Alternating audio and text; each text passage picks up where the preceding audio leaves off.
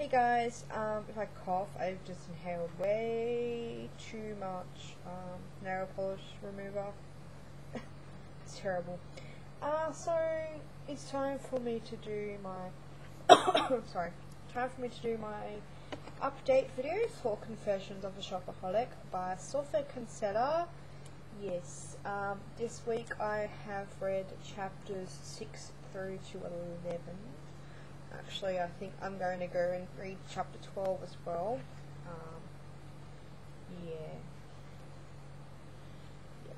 As well this week. I just want to get a day ahead, I think, because I'd like to relax a bit.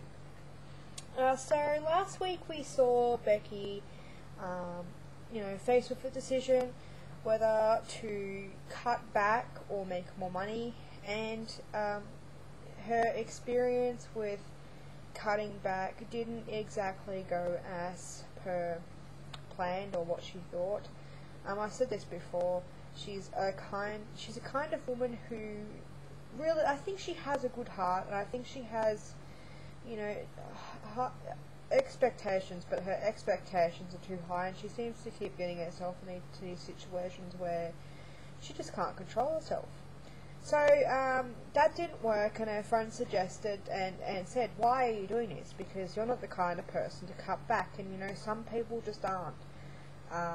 And I know it's funny because if you've got hardly any money, you're forced to cut back. But sometimes I believe that it's okay if if your bills are paid, if you've got food in your cupboard, if your rent's paid, if everything is up to date. I don't see the problem in spending a little bit of money on yourself, because honestly, especially if you're working, you deserve it. You're working so hard to, provide for yourself. You've got to enjoy something.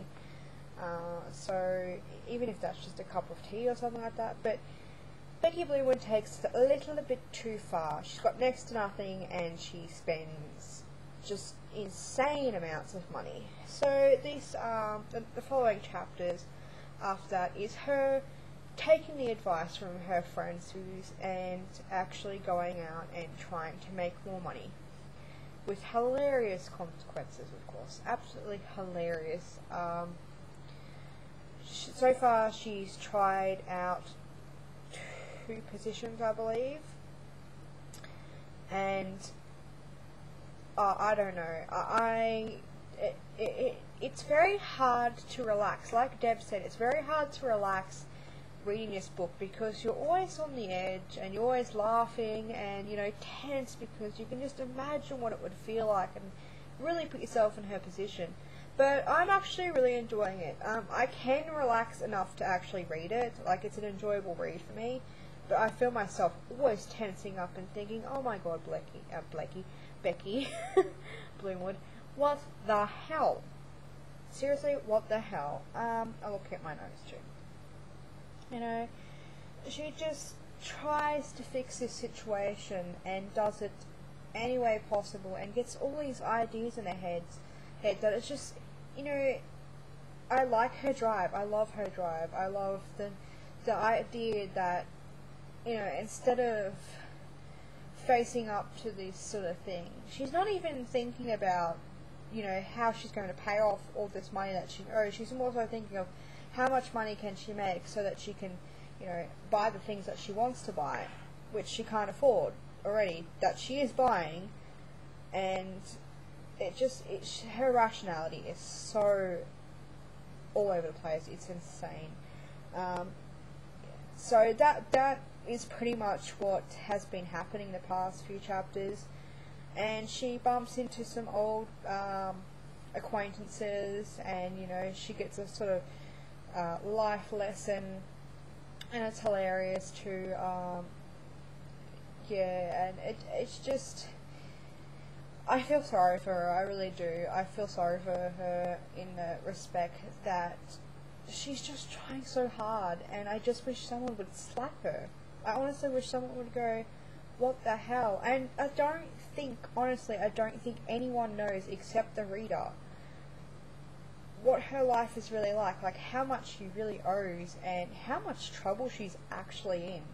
And I don't know, I'm really looking forward to seeing how she gets herself out of this situation if she does. And so yeah, I'm just really enjoying this book.